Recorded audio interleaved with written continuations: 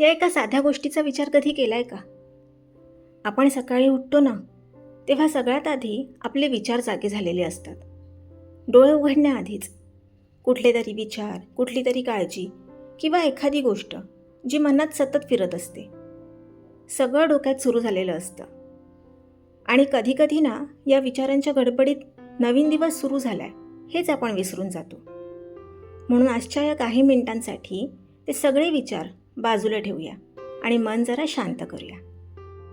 अनेकदा काय होतं माहिती आहे, दिवसाची सुरुवात होण्याआधीच आपलं मन कुठेतरी पुढे पळालेलं असतं. समजा आज तुमचं एखादं खूप इम्पॉर्टंट काम आहे, कोणाचा इंटरव्ह्यू असेल, कोणी एखाद्या रिपोर्टची वाट बघत असेल किंवा घरात एखादी अशी सिच्युएशन असेल ज्यामुळे मन सतत अस्वस्थ असेल. अशा वेळी एक गोष्ट तुम्ही नोटीस केली आहे का?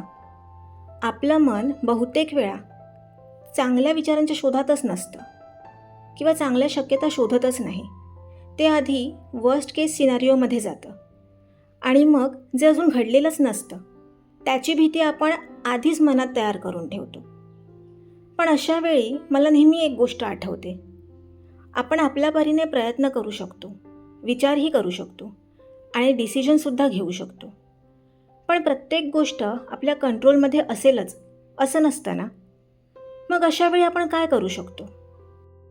अशा वेळी जे आपल्या हातात आहे ते प्रामाणिकपणे करावं आणि जे आपल्या हातात नाही आहे ना, ते स्वामींच्या स्वाधीन करावं. आणि कदाचित इथेच भक्ती आणि विश्वासाची खरी सुरुवात होते. कारण खरं सांगायचं तर आपल्याला सगळ्यात जास्त त्रास सिच्युएशन देत नाही, सगळं आपल्या कंट्रोलमध्ये असायला हवं हा आपला हट्ट देतो. जेव्हा आपण मनापासून म्हणतो ना, स्वामी मी मला शक्य तेवढे प्रयत्न करेन, पण पुढचा मार्ग तुम्ही दाखवा, तेव्हा मनावरचं ओझं थोडं हलकं व्हायला लागतं. स्वामींनी आपल्याला एकच आश्वासन दिलं, भिवू नकोस, मी तुझ्या पाठीशी आहे.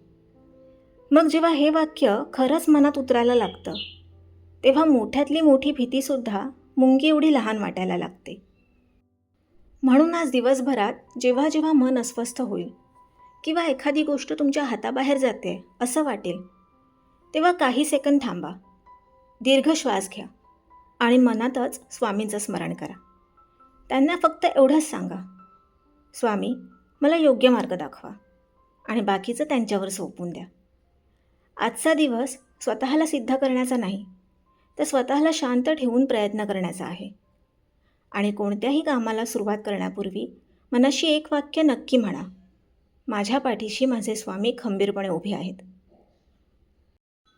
तुम्हाला आजचा हा विचार कसा वाटला हे कमेंटमध्ये नक्की सांगा.